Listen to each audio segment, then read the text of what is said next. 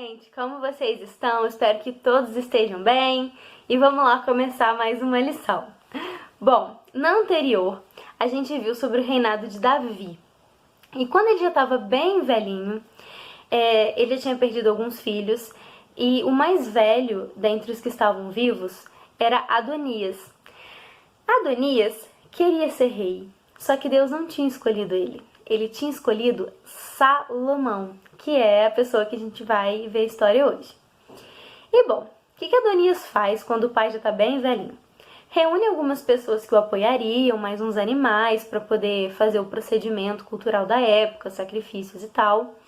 E vai lá querer se autodeclarar rei, né? Sem o pai saber, não convida o irmão, obviamente, nem o profeta Natan, enfim. E quando Betseba, que é a mãe de Salomão, e o profeta Natan ficam sabendo disso, que Adonias estava querendo fazer, eles contam para Davi. E aí Davi vai e declara Salomão rei. Pois é, e assim Salomão se torna o rei que foi escolhido por Deus para construir o templo. Vocês lembram, né, que Davi queria fazer isso e Deus avisou, não vai ser você, vai ser outra pessoa. Isso aí. Bom, a gente pode acompanhar a história de Salomão em 1 Reis, do capítulo 1 até o capítulo 11, beleza? Então tá. Antes de Davi morrer, ele deu um conselho muito precioso para Salomão, que era obedecer a Deus. Porque se ele tivesse obediência a Deus, cumprisse, seguisse os mandamentos e as leis de Moisés, Deus seria fiel com ele também. E manteria a promessa de ter sempre o descendente de Davi no trono da nação deles. E aí, ok. Antes da construção do templo, eles faziam sacrifícios em montes. E aí, ok. Numa dessas, Salomão vai, né, até um monte e tem um encontro com Deus através de um sonho. E nesse encontro, Deus chega para ele e fala o seguinte: Salomão, você pode me pedir o que você quiser agora que eu vou te dar. Gente, imagina se Deus chega para você e fala isso. O que vocês vão escolher? Pois é. E muito sabiamente, Salomão escolheu sabedoria para poder reinar de forma boa e justa. Deus fica tão contente, tão satisfeito pela escolha de Salomão, que ele fala, então ok, vou te dar toda a sabedoria e inteligência, né, sobretudo, e vou além. Vou te dar também muita riqueza, prosperidade, honras como nenhum outro rei já teve, e se você for fiel a mim, vou te dar uma vida longa. Olha que beleza, isso aí. E assim, Salomão se torna o mais sábio de todos. Tanto que tem uma parte da história em que chegam duas mulheres para Salomão com uma situação que ele precisaria resolver. Ambas eram prostitutas, viviam no mesmo local e ambas tinham dado à luz a um nenenzinho. E o que acontece é que uma delas acaba rolando em cima do bebê durante a noite e ele morre. E estava sendo acusada pela outra mulher que durante a noite ela trocou os bebês. Pois é, colocou o bebezinho morto lá com a outra mulher e pegou o bebê dela. E quando essa outra acorda, ela vê que aquele bebezinho morto que tá ali não é o filho dela. E fica esse impasse de que esse é meu filho, esse é meu filho, é meu filho, enfim. Aí o que Salomão faz? Me dá uma espada aqui que eu vou cortar essa criança ao meio, que aí vai ficar metade para cada uma. Pois é, né? E dessa forma ele descobre quem é a verdadeira mãe, porque uma delas não tem muita reação, né? O filho dela já estava morto, então se matar esse também, tanto faz. Já a outra fica desesperada, não, pelo amor de Deus, misericórdia aí, não faz isso não. Faz o seguinte então, eu tô errada, ela é a mãe, dá o bebezinho pra ela, deixa ela cuidar, mas por favor mantenha essa criança viva. E aí, né, final feliz, ele entrega o bebezinho pra essa mulher que era a mãe, que preferia ver a criança sendo criada por qualquer outra pessoa desde que estivesse viva. Muito bom. E aí, ok, agora a gente passa para a construção do templo. Gente, se vocês quiserem ver detalhes das medidas do templo, porque na Bíblia tem, É lá em 1 Reis 5 e 6, isso mesmo. 5 e 6, vocês vão ver como era grandioso esse templo onde iria ficar a Arca da Aliança de Deus e tudo mais. Mais uns detalhes que eu vou contar aqui. Tipo assim, tinham 3 andares de salas muito grandes. E, gente, a parte de dentro era revestida de ouro. Vocês imaginam isso? Pois é.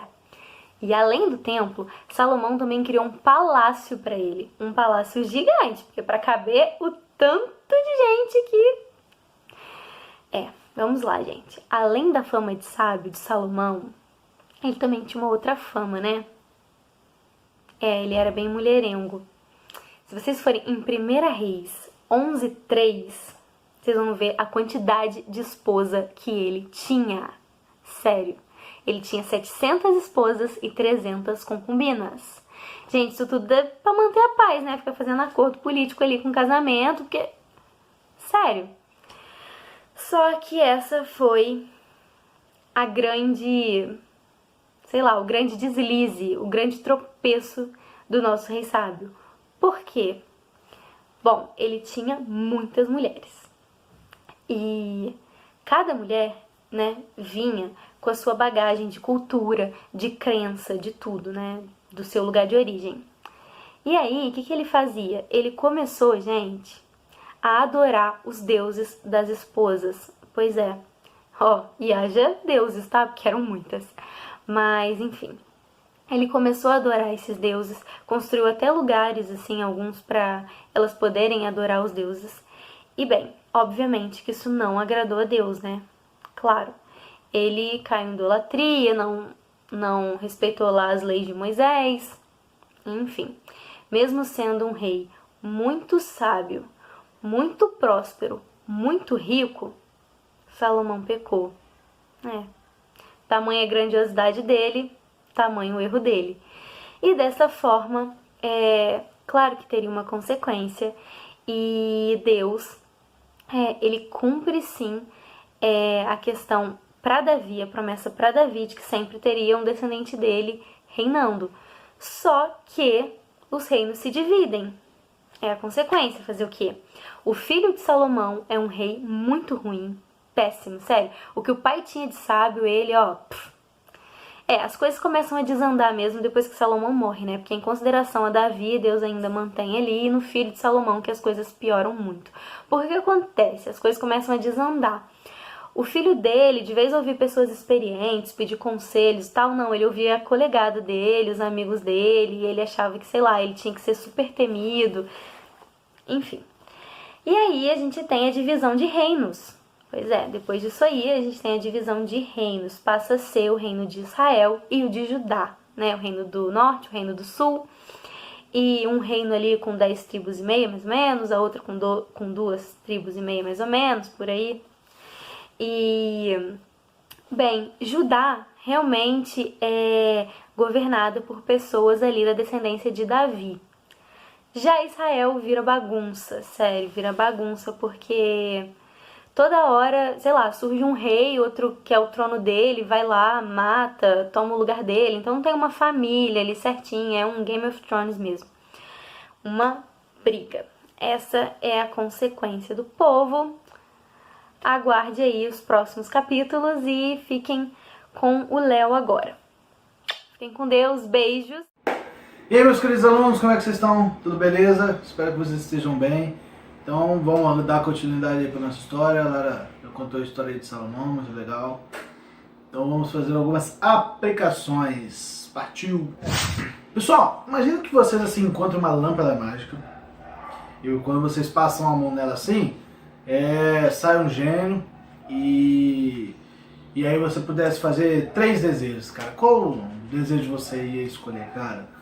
Assim, só 3, né, cara? Nossa, a gente pensa em tanta coisa, talvez a gente pense em ficar muito rico, talvez a gente pense em ganhar fama, talvez. Então, ficar de boa num lugar top, né, num paraíso assim, entendeu? Existem várias coisas que talvez a gente pode pensar, né? Nossa. Bom, por quê? Salomão passou por algo bem semelhante, né? Só que, na verdade, não foi um gênio da lâmpada, e sim o próprio Deus que falou com ele Tá lá em 1 Reis 3, né? No versículo 5, a parte B. Peço o que você quer que eu lhe dê. Gente, que oportunidade que Salomão teve, vocês não acham? Isso. Gente, ele poderia pedir qualquer coisa, como a gente já citou aí em cima, né? Ele como um rei talvez também poderia pedir até a morte dos inimigos dele, e não foi isso que ele pediu. Ele acabou pedindo mesmo foi, né, sabedoria para que ele pudesse governar com justiça. Vamos ler lá em 1 Reis 3:9. Dá, pois, ao teu servo coração compreensivo para governar o teu povo, para que com prudência saiba discernir entre o bem e o mal. Pois quem seria capaz de governar este teu grande povo? Né? E logo em seguida a gente consegue ver na Bíblia que Deus se agrada das palavras de Salomão, por ele não ter pedido ser rico ou eliminar os inimigos dele e tudo mais. Deus disse para Salomão que ele traria bastante prosperidade para o reino de Salomão. Gente, a gente também precisa, nós precisamos de um coração sábio para que tenhamos uma vida que seja agradável a Deus. E assim, essa sabedoria, gente, ela não vem na velhice, ou ela não vem também nos ensinamentos do mundo, também não vem na longevidade, né, um tempo de vida muito grande, porque lá em Jó diz o seguinte: está a sabedoria com os idosos? Será que a longevidade traz o entendimento? Com Deus estão a sabedoria e a força. Ele tem conselho e entendimento. Entendeu? Então, assim, ela não significa que se você já é idoso, que você realmente será sábio. Ela vem de outras formas, então vamos ver aqui na Bíblia como é que a gente faz para obter sabedoria. Em Salmo 19, no verso 7, diz que Deus dá sabedoria aos simples. E também lá em Tiago 1,5 vai dizer que se porém algum de vocês necessita de sabedoria, peça a Deus que a todos dá com generosidade e sem reprovações, e ela lhe será concedida. Gente, para se ter sabedoria, é necessário humildade, é necessário ler e estudar a Bíblia, e também é necessário pedir a Deus. E aí, assim, gente, a gente sempre ouve que realmente Salomão ficou muito rico, né? Ficou muito rico, foi um dos mais prósperos. Vamos ter uma pequena noção aqui de tudo que ele tinha. O peso que Samuel recebia por ano de ouro era de 23 toneladas de ouro todo ano. Então olha só, a grama do ouro, gente, pra vocês terem uma noção, vale R$ 295,07. 1 quilo tem 1.000 gramas. Então 1 quilo de ouro daria R$ 295.070. 1.000 quilos é 1 tonelada. Então 1 tonelada seria R$ 295.070.000, né?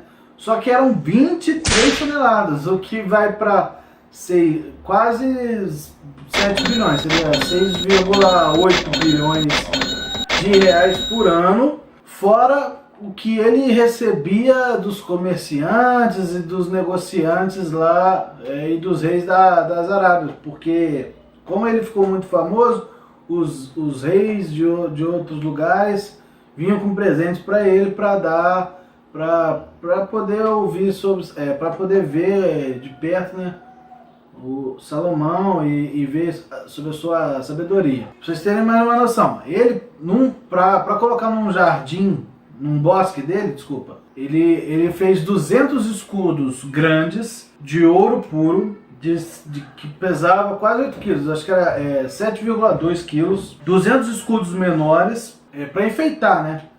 Era de 1,8 quilos, tudo de ouro puro.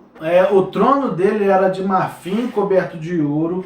Na parte de trás do assento do trono dele era redondo, né? E alto, né?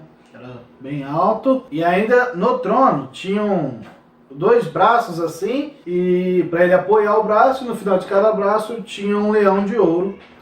E para chegar no trono eram 6 andares e tinham 12 leões ou seja, 2 leões em cada andar até chegar lá. As taças que o rei Salomão usava eram todas de ouro, enfim, né? Sem dúvida, a Bíblia fala que no reinado do rei Salomão a prata nem tinha valor, porque ele tinha muito ouro, muitos bens, né? Então, sem dúvida, a sabedoria de Salomão trouxe um reino de prosperidade para o povo. Só que Salomão também cometeu grandes erros, né?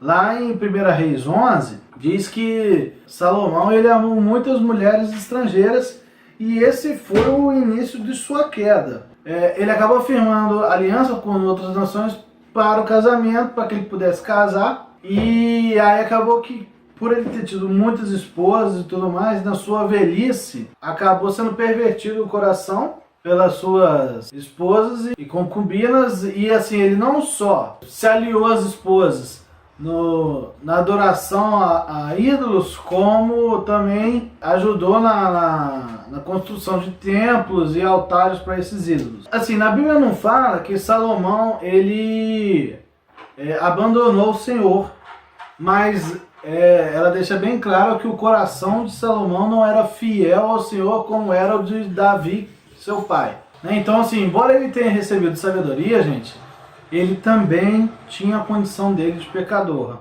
Assim, ele não tomou cuidado diante das exigências de fidelidade na aliança de adoração e serviço. Para vocês terem uma noção, logo no início do reinado dele, ele já fez um pacto com o rei egípcio para poder se casar com a filha com a princesa egípcia, contrariando uma determinação de Deus, registrada lá em Deuteronômio 7, 3 e 4, que diz expressamente que não se deveria fazer alianças com povos, nem mesmo se casar, não se casar com homens e mulheres de outras nações, porque eles iriam perverter o coração, e que realmente foi o que aconteceu na vida de Salomão. Ele também desobedeceu também ainda em Deuteronômio 7, no verso 5, diz que Deus ordena que destrua os altares e os ídolos, né? E não foi o que Salomão fez. Ele não só adorou esses outros ídolos, como também esteve lá, ajudou na construção de ídolos. E também, assim, durante o seu reinado, o rei Salomão, a Bíblia relata que ele ajuntou muitos cavalos e carruagens, teve muitas esposas, acumulou muito ouro, mesmo todas essas atividades sendo proibidas aos reis de Israel pela lei mosaica. Vamos ler lá em Deuteronômio 17, do 16 ao 17. Porém, esse rei não deve multiplicar para si cavalos, nem fazer o povo voltar ao Egito para multiplicar cavalos, pois o Senhor já lhes disse: nunca mais vocês devem voltar por este caminho. Esse rei também não deve tomar para si muitas mulheres, para que o seu coração não se desvie, nem deve acumular muita prata e muito ouro. E aí, gente, Deus aparece para Salomão e diz que por ele ter pervertido o coração e tudo mais, o povo iria sofrer por causa disso, tá? Pelas escolhas erradas do rei Salomão, né? E então o povo sofreria algumas maldições, né, que estão registradas lá em Deuteronômio 28, se você quiser dar uma lida. Gente, o fato de Deus resolver ter castigado lá o povo por causa de Salomão não significa que Deus mudou os seus planos. Na verdade, é até o contrário, né?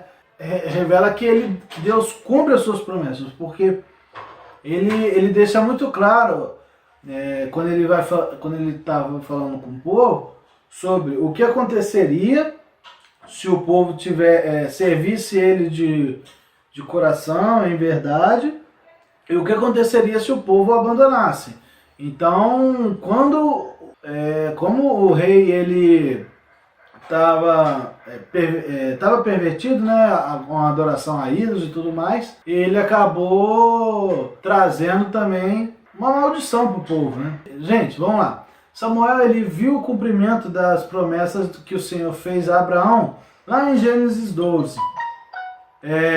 servindo como um mediador e reinando sobre Israel, nos termos da aliança de Deus. Mas também viu, né, a fidelidade do Senhor expressa nos anúncios dos efeitos da idolatria. Então, assim, eu quero que você reflita aí, né, se você tem avaliado a sua confiança em Jesus. Sabe, você pode afirmar que você está prevenido contra a idolatria, né?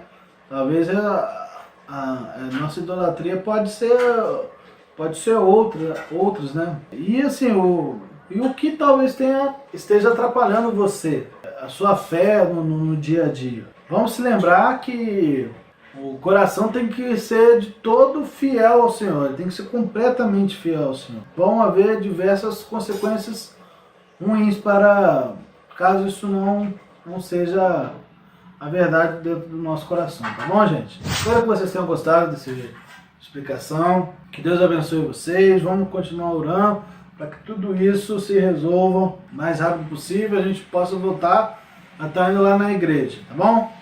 Um grande beijo para vocês, até a próxima.